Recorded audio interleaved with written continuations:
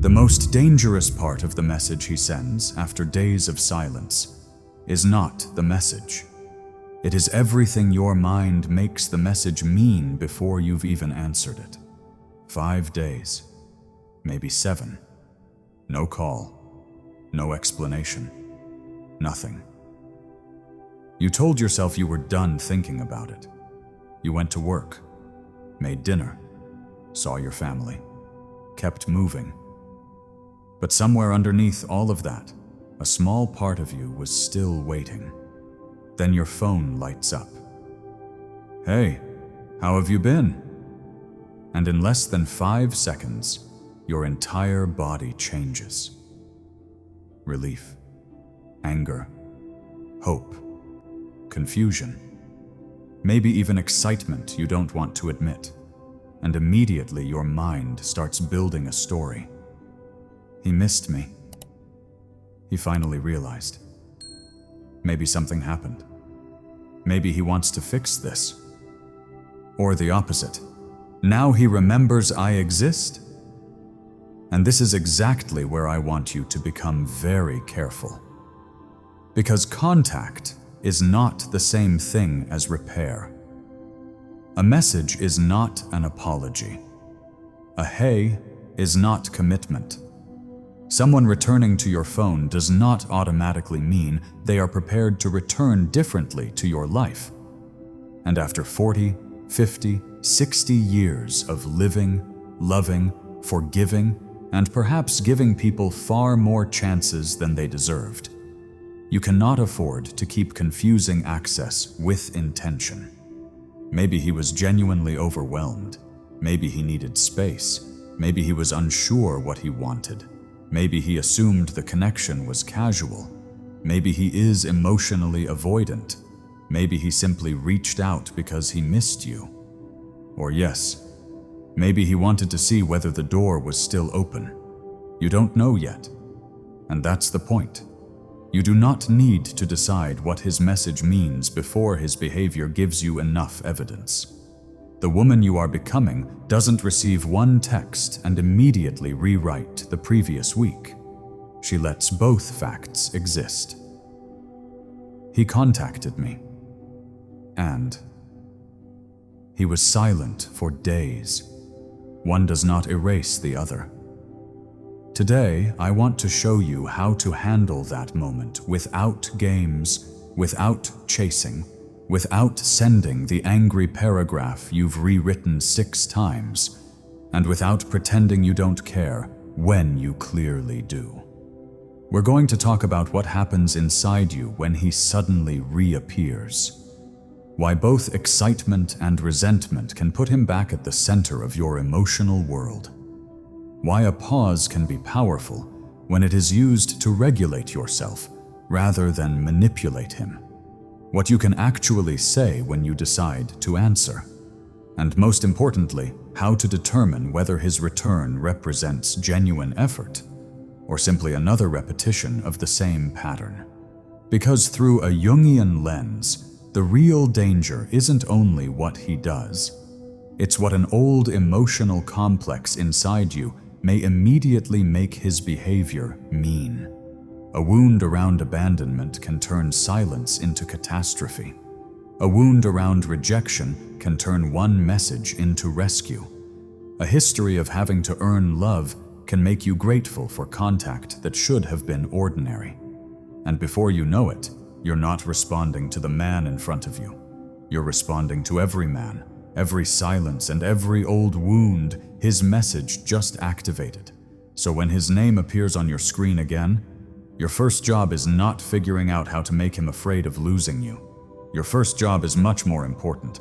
Don't lose yourself in the moment he comes back. Before we continue, I have one quick favor to ask. Please like this video so YouTube knows this content is valuable and can show it to more people. And subscribe so we don't disappear from your feed. Thank you for being here. Now let's keep going. And the first thing you need to do is separate what actually happened from what you desperately hope happened. He wrote, "That's real. But what else is real? How long was he gone? What was the relationship before the silence? Was there an argument? Did he tell you he needed space? Was communication already inconsistent? Had you been dating for 3 weeks or sharing a life for 3 years? Context matters, because silence does not mean the same thing in every relationship. If a man you've had 2 dates with doesn't text for 4 days, that's information. If your husband of 20 years disappears emotionally after conflict and refuses to speak to you for 4 days, that's something very different. If someone told you, "This week is going to be terrible at work, I may be quiet," that's different again. You don't need a universal rule. You need accuracy. But anxious attachment hates accuracy because accuracy requires waiting for enough information. Anxiety wants a verdict immediately. He doesn't care. He does care. He's manipulating me. He's scared. He's coming back. He's done. And once the verdict is chosen, every new detail gets interpreted through it. This is where Jung's idea of the complex becomes useful. A complex is an emotionally charged cluster of memories, beliefs, and reactions that can temporarily take over how we interpret an experience. So maybe his silence activates something much older than him. A father who withdrew affection. A former husband who disappeared emotionally for years before finally leaving. A betrayal you never saw coming. A relationship where you were always waiting for someone to decide whether you were worth choosing. Now, one delayed message isn't only one delayed message. It touches the entire archive. That's why your reaction can feel so much bigger than the current situation. Your body is responding to now and then. So before answering, ask yourself, what do I actually know? Not what do I fear, not what do I hope, what do I know? Maybe. He hasn't contacted me in 6 days. He gave no explanation. Before that, we were speaking every day. And now he sent, "How are you?" Good. Stay there. You don't need to turn, "How are you?" into, "I've finally realized you're the love of my life." But don't automatically turn it into, "He's playing a calculated psychological game." You don't know that either. The mature response begins with refusing to invent certainty. And then comes the second question. Does this message address what happened? That's important, because sometimes the message contains responsibility. "I'm sorry I disappeared. I handled that badly. Can we talk?" That's very different from, "Hey, stranger." One acknowledges the gap. The other attempts to restart contact without mentioning it. Neither automatically tells you what to do. But they are not equal. A person who wants genuine repair usually becomes capable, eventually, of naming what needs repair. They don't simply expect access to reset because they knocked again. And this is where women who are loving, forgiving, and emotionally generous can accidentally hurt themselves. You're so relieved he came back that you immediately help him skip the uncomfortable part. He says, "Hey." You say, "Oh my God, I'm so glad you're okay. I missed you." And suddenly the relationship has resumed. No conversation, no accountability, no explanation. The silence has vanished from the story because you erased it for him. Not because you're weak, because relief is powerful, especially when you've been carrying uncertainty. But relief should not make decisions for you. You are allowed to be glad he wrote, and still remember that something happened. Those truths can coexist. Maybe you answer warmly, maybe you don't want to continue, maybe you need clarity first. Your response will depend on the relationship. But whatever you choose, do not let one notification hypnotize you into forgetting the pattern surrounding it. This is particularly important if this has happened before. He disappears, returns. You reconnect intensely, then he disappears again. At some point, stop analyzing individual messages. Analyze the cycle. because a cycle tells you more than a moment ever will. Ask, how many times have we been here? What normally happens after he returns? Does anything actually improve? Does he become more consistent? Or do I simply feel better because the anxiety temporarily stopped? That distinction can save you months, maybe years, because sometimes you aren't addicted to the relationship itself. You're becoming attached to the relief that arrives each time uncertainty ends. Distance hurts. Return feels euphoric. Distance hurts again. Return feels even more significant because the contrast is stronger. That's how inconsistent reinforcement can make a connection feel unusually powerful, not necessarily unusually healthy. So when the message arrives, don't ask only, what does this mean? Ask, what pattern is this message part of? Now you're thinking like a woman who is observing reality rather than begging reality to become what she hopes. And once you see the pattern clearly, the next challenge begins. Because knowing what happened is one thing. Controlling what happens inside your body when his name appears is another.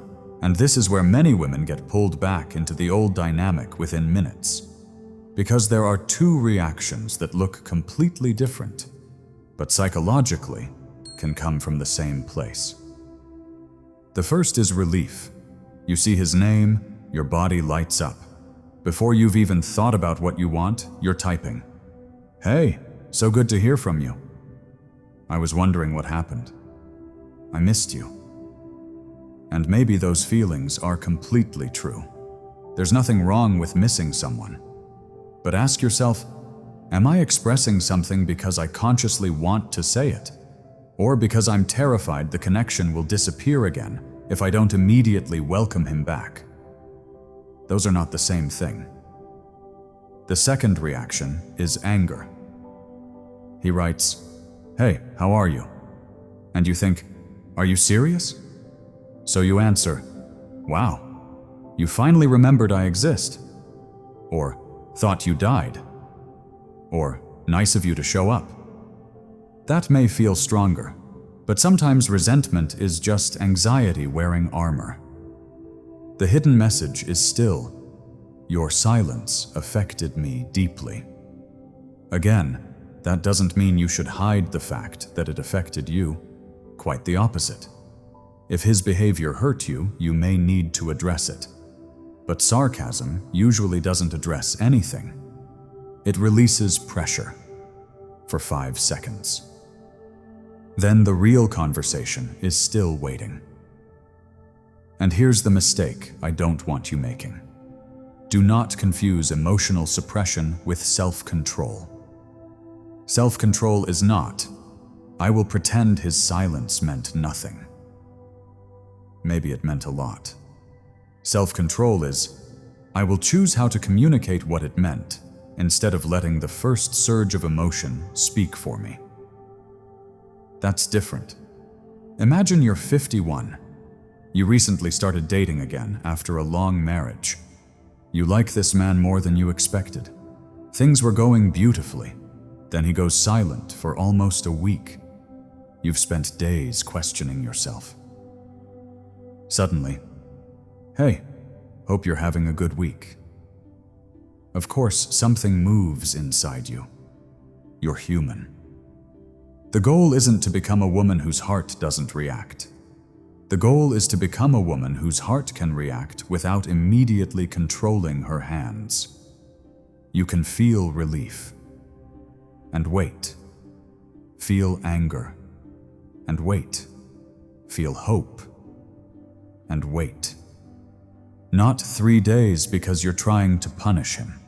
Maybe 10 minutes, maybe an hour, maybe until tomorrow, because the message arrived at midnight and you don't want to reopen an emotionally complicated situation when you're exhausted.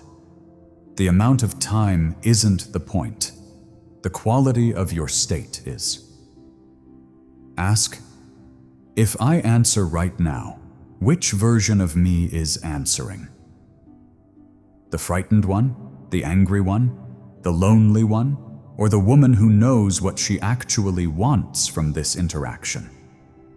That's the person you want writing. This is one of those moments where age can become an advantage if you allow it. You've already lived through enough to know that one conversation rarely decides your entire future. You don't need to solve the relationship tonight. You don't need to win. You don't need to make him regret anything. You need clarity. Maybe what you want is simply casual conversation. Fine. Maybe you want to know why he disappeared. Fine. Maybe you're no longer interested. Also fine. But determine that before you start performing, because women sometimes become so focused on sending the perfect response that the man remains the center anyway. Should I wait 2 hours? Should I use an emoji? Should I sound busy? Should I say, "Hope you're well," instead of, "How are you?" Notice what happened. He disappeared for 6 days, and now you've spent 40 minutes engineering 9 words. He's still controlling your evening. That's not detachment. That's hyper-focus dressed like strategy. I would rather you respond imperfectly from genuine calm than perfectly from obsession. And there's another piece here. If you're angry, your anger deserves more respect than sarcasm.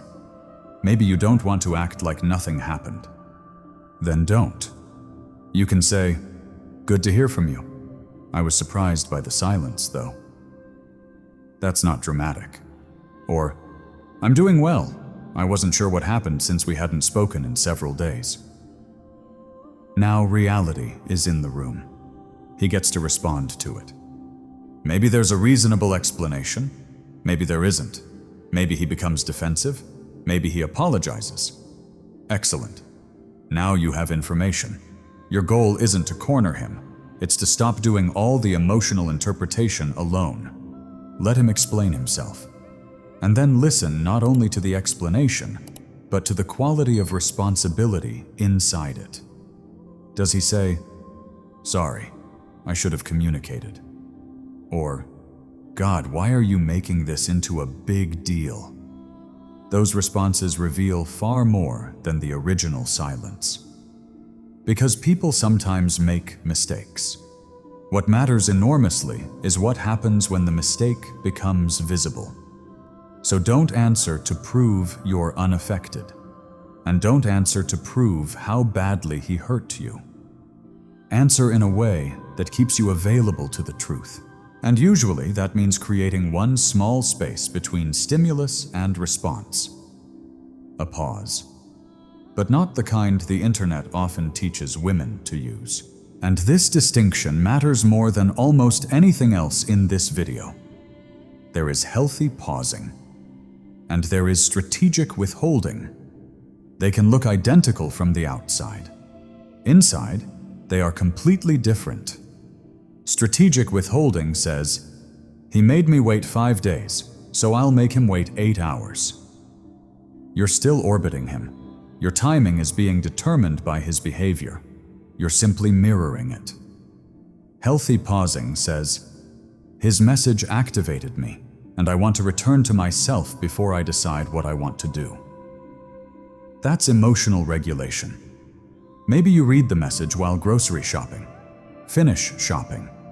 Maybe you're having dinner with your daughter. Keep having dinner. Maybe you're about to sleep. Sleep.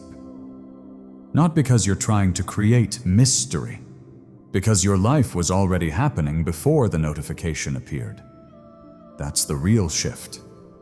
The message joins your life. It doesn't interrupt the entire structure of it. And yes, sometimes he may notice that you didn't answer instantly. But that cannot be your goal. Because the moment your goal becomes, "I want him wondering where I am," you're back inside his head. And we are trying to get you back inside your own life. This is what I mean when I talk about returning to your center. You see his name, you breathe, maybe your chest tightens. Notice it. Maybe you want to smile. Smile. Maybe you're furious. Fine. You don't need to become spiritually perfect before answering a text. Just don't let the emotional wave decide everything while it's at its highest point. Give the wave somewhere to go. Walk around the room, put the phone down, drink water, take a shower. Write what you want to send in your notes app and do not send it yet. Then read it 20 minutes later. Sometimes you will laugh, because the paragraph that felt absolutely essential at 7:14 p.m. suddenly looks like evidence in a criminal trial at 7:45. That little delay protects dignity. Not because long messages are undignified. Sometimes a long conversation is necessary. But important conversations deserve to happen because you chose them, not because your nervous system exploded. And through a Jungian lens, that pause can also interrupt an automatic complex. Something gets triggered. Old reaction appears. Normally, trigger to fear to behavior. Now, trigger to awareness to choice. That tiny middle step is where consciousness enters. And Jung's psychology is ultimately deeply concerned with increasing consciousness. You stop being moved entirely by what you have not examined. You begin observing the force inside you before obeying it. So instead of immediately sending, "I knew you'd disappear just like everyone else," you notice, "This silence triggered something about being abandoned." That may still need to be discussed. But now you're less likely to accuse one man of every disappearance you've experienced in your life.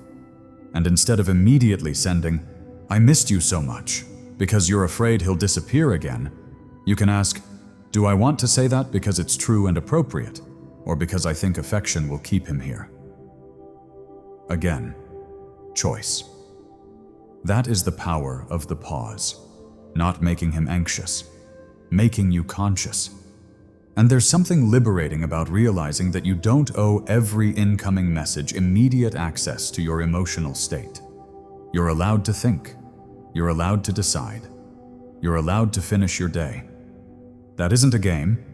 That's adulthood, especially if he had enough freedom to be absent for several days. You are certainly allowed enough freedom to decide how you feel about his return. Maybe after an hour you realize, "Actually, I'm happy he wrote. I want to talk." Then answer. Warmly.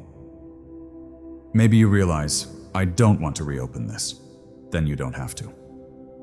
Maybe I want an explanation before casual conversation." Good.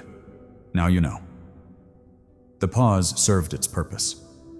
And this is also why I don't want you following arbitrary rules.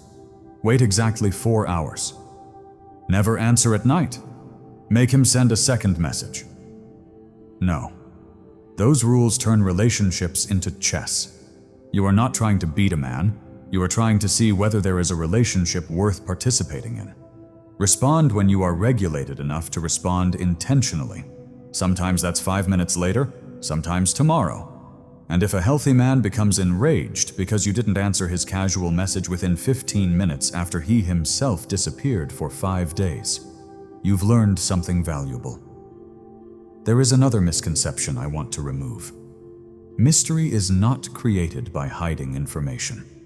Real mystery comes from having an interior life another person does not completely control. You have thoughts, friends, responsibilities, plans, memories, family, work, faith, desires, a life. You don't need to pretend you're unavailable. Sometimes you actually are. And even when you're available, you are not obligated to become emotionally available before deciding whether the interaction deserves it. That is a boundary, not a tactic. And once you've taken that space and your emotions have settled, the question becomes practical. What do you actually say? Because there is no single magical sentence. But there are a few responses that protect clarity far better than either pretending nothing happened or turning the conversation into punishment. And the right response depends on what you want and what happened before the silence. Let's make this practical. Suppose this is relatively new. You've been on a few dates. Nothing exclusive was established. He disappears for several days and then says, "Hey, how have you been?" You don't need to stage a confrontation over a commitment that never existed. You could simply say, "I've been good, thanks. How about you?"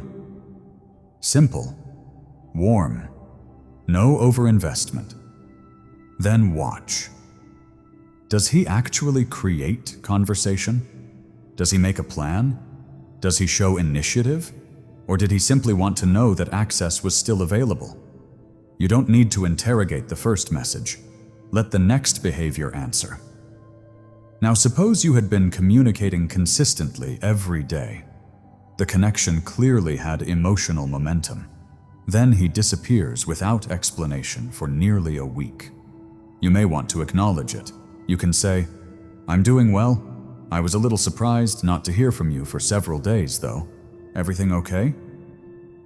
Notice the tone. No punishment. No pretending. No, "Why did you ghost me?" Unless that's genuinely what happened and you want to be more direct, you're simply placing reality on the table. Now he has an opportunity to explain. Maybe, "My mother ended up in the hospital. I'm sorry. I should have told you." Context changes everything. Or maybe, "Yeah, I've just been busy." Okay, now you get to decide whether busy for a week with zero communication fits the kind of relationship you want. Another scenario. This isn't the first time. He repeatedly disappears, returns casually, and expects everything to restart. Now, I would not recommend another perfectly neutral, "I'm good, thanks," if what you really want is consistency. Because neutrality can become another way of avoiding your own boundary. You might say, "I'm well, I enjoy talking with you," but disappearing for days and then picking things back up casually doesn't really work for me. That's strong. Not because it makes him chase, because it's true. Then stop. Let him respond. Do not immediately add, "But I understand you're busy, and I don't want to pressure you, and maybe I'm asking too much." No. You just turned your boundary into an apology. Say it. Let it stand. Maybe he says, "You're right. I've handled this badly. Now we're somewhere useful." Maybe he says, "That's just how I am." Believe him. You don't need to convince someone that your standard is reasonable. You need to decide whether his standard and yours fit. And if you're no longer interested at all, you are allowed not to reopen the door. You can ignore the message if the relationship was casual and you owe no further conversation. Or if you prefer closure, "I'm doing well. I don't think this dynamic is right for me, but I wish you the best." That's it. You don't need a closing argument. You don't need to make him understand what he lost. You don't need to win the final scene. Sometimes dignity is leaving a conversation without demanding that the other person agree with your decision. Now let's talk about a response I would avoid if what you want is a healthy relationship. Busy, when you're not, or intentionally cryptic phrases designed to make him jealous. Life's been interesting. Maybe that gets a reaction, but what exactly are you building? You said you wanted intimacy. Don't use ambiguity to punish ambiguity. Healthy relationships cannot be constructed from two people trying to create insecurity in one another. If you want him, you can be warm. If you're hurt, you can be honest. If you have a boundary, you can say it. That is much more psychologically powerful than trying to become impossible to read. The woman who knows herself doesn't need to become an enigma. She becomes clear, and clarity can be far more confronting than mystery, because a man can play with mystery. Clarity requires a decision. I enjoy you, but inconsistency doesn't work for me. Now what? He either moves toward consistency, or he doesn't. That's useful. I'm not angry. I simply don't want this kind of communication. Now what? There is no argument hiding behind it. It isn't about punishing him. It's information about what access to your life requires. And here's something important. Do not send a boundary you aren't prepared to live. If you say, "I can't continue like this," and then continue exactly like this for 6 months, the words slowly stop meaning anything to you. That's the deeper cost. A boundary is not a sentence. It's the behavior that follows the sentence. So before sending one, ask, if nothing changes, what will I do? Not, what will I make him do? What will I do? That's where your power actually lives. Maybe you reduce emotional investment. Maybe you stop dating him. Maybe you have a more serious conversation. Maybe, in a marriage, you suggest counseling because withdrawal has become chronic. The action depends on context. But your peace cannot depend on constructing the perfect text that magically turns another adult into a different person. A message can open a door. Character determines what walks through it. Which brings us to the most important part of all. Because after you've answered, women often make one final mistake. They become so focused on the fact that he returned, they stop watching what he does next. And this is where you finally stop giving one message more importance than it deserves. He came back. Okay, what now? Does he actually stay present? Does he explain? Does he acknowledge the gap? Does he take responsibility if responsibility is needed? Does he make plans? Follow through?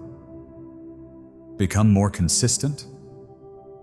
Or does he disappear again once he receives confirmation that you're still accessible? That's what matters. A return is an event. Consistency is a pattern. You want the pattern. This is especially important if you have strong chemistry with him, because chemistry can make tiny improvements feel enormous. He didn't text for 7 days. Then he texts twice in one evening. Suddenly it feels like transformation. No, it's Tuesday. Wait, watch. Let consistency accumulate. Don't reward potential with certainty. Let reality earn your trust at the speed reality deserves. And this is where your mindset can become very simple.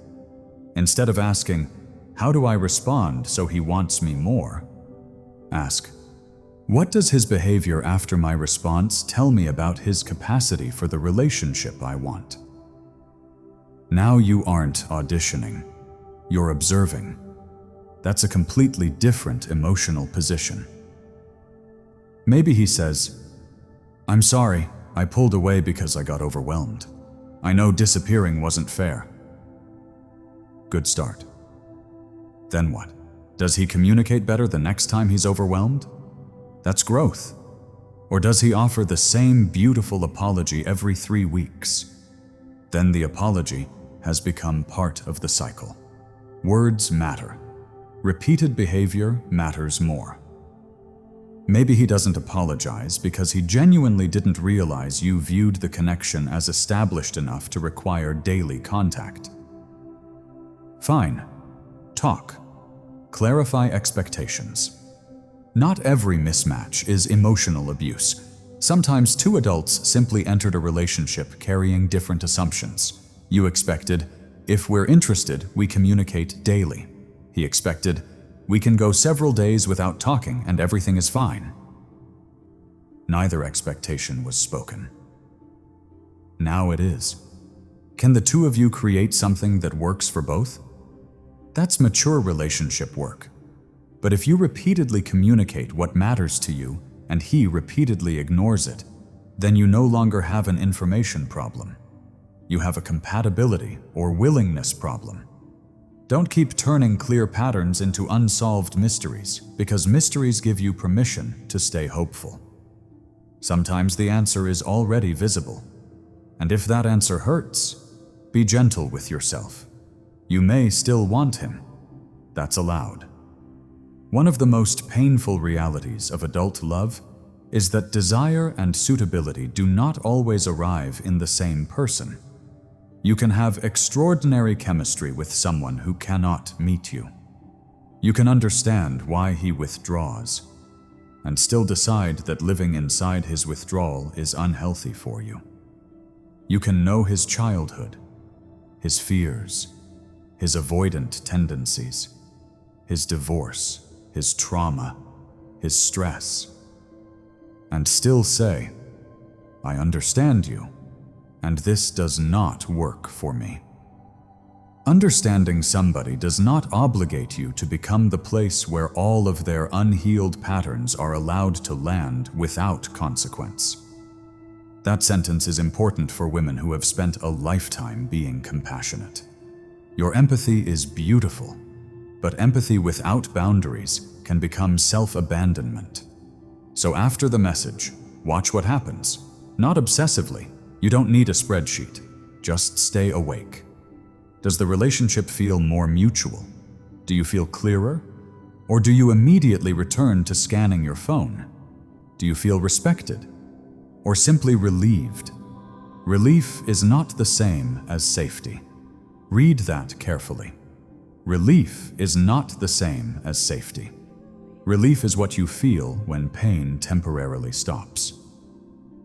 Safety is what develops when a pattern becomes trustworthy. The two can feel similar in the moment. They create very different lives. And there is another question I want you to ask, especially if you're a woman who has been through enough relationships to know how exhausting uncertainty can become. Who do I become inside this connection? Do you become calm, playful, open, honest, or hypervigilant, strategic, constantly waiting? Do you like yourself here?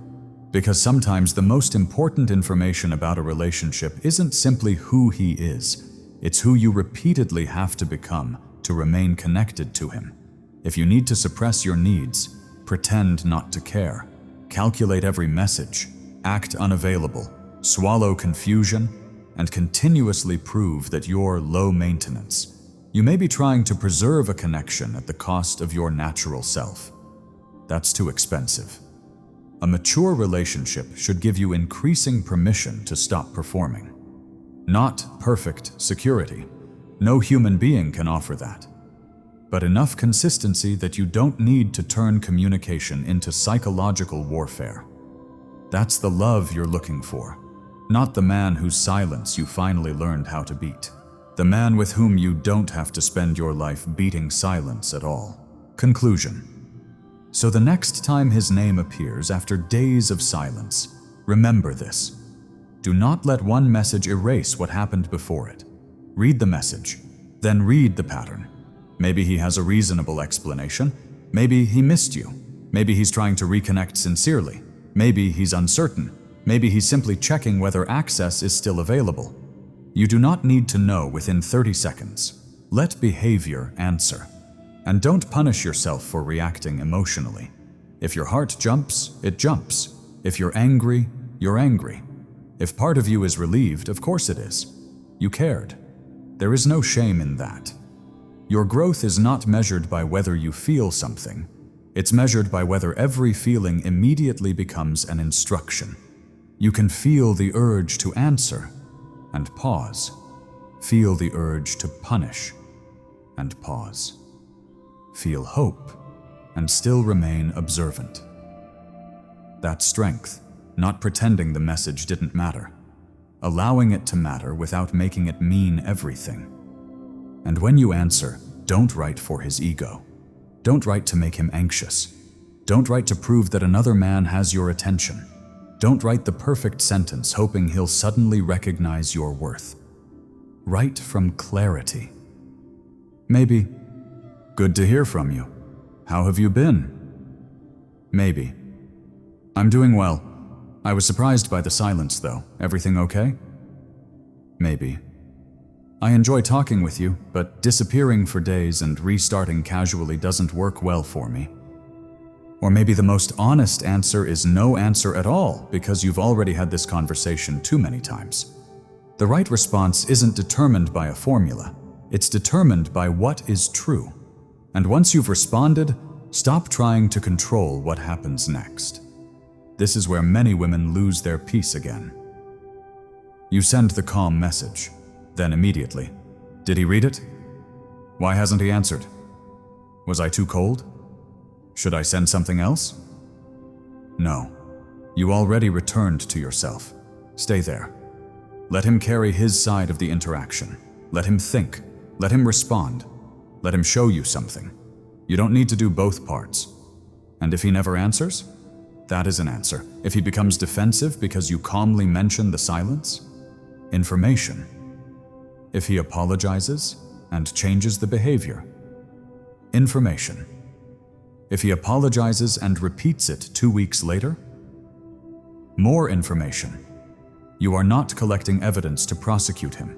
You're collecting enough reality to make a wise decision about your own life. And that is the deeper shift I want for you. Not, how do I become the woman he is afraid to lose? But, how do I become the woman who is no longer afraid to lose herself? Because once you become her, the message becomes smaller, not meaningless, smaller. You stop seeing, "Hey, how are you?" as a referendum on your worth. You see it for what it is. A man contacted you. Now you'll see what he has to say. That's all. No fantasy, no catastrophe, no emotional coronation because someone finally remembered your number. You deserve more stability than that, especially now.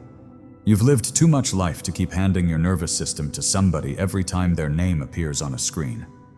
Maybe you've already spent years waiting for people, waiting for a husband to become more affectionate, waiting for someone to decide whether he was ready, waiting for the children to grow, waiting for life to finally give something back. Your time matters now. Your peace matters. So let a man's interest be demonstrated in something larger than his ability to reappear. Can he communicate? Can he be accountable? Can he remain present after the exciting reunion?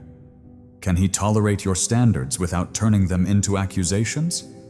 Can he build? Those are adult questions. And if the answer is yes, wonderful.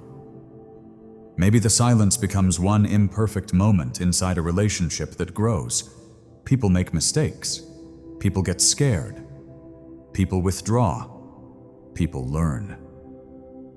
Forgiveness has a place, but forgiveness without changed behavior becomes permission. Know the difference. And if the answer is no, you don't need to teach him a lesson with your silence. Life will teach whatever it teaches him. Your job is different. Protect the part of you that used to think being contacted meant being chosen. Because you know better now. A message is contact. Choice is consistency. Care is behavior. Commitment is demonstrated over time. And love, real adult love, doesn't require you to constantly decode whether it still exists. So when the screen lights up again, breathe, read, feel whatever you feel. Then ask yourself one question before touching the keyboard. What response allows me to remain the woman I respect when this conversation is over? Answer from there, not from fear, not from revenge, not from the need to become unforgettable. From there. Because the real victory isn't making him wonder whether he lost access to you. The real victory is realizing that access to you is no longer more important than access to yourself. And once you know that, one late message can no longer take your center away. If this message spoke to something you've been carrying quietly, take a second to like this video and subscribe so you don't miss what comes next. And before you leave, choose one of the videos on your screen now. There may be something there that helps you understand what you're going through from a completely different angle. I'll see you there.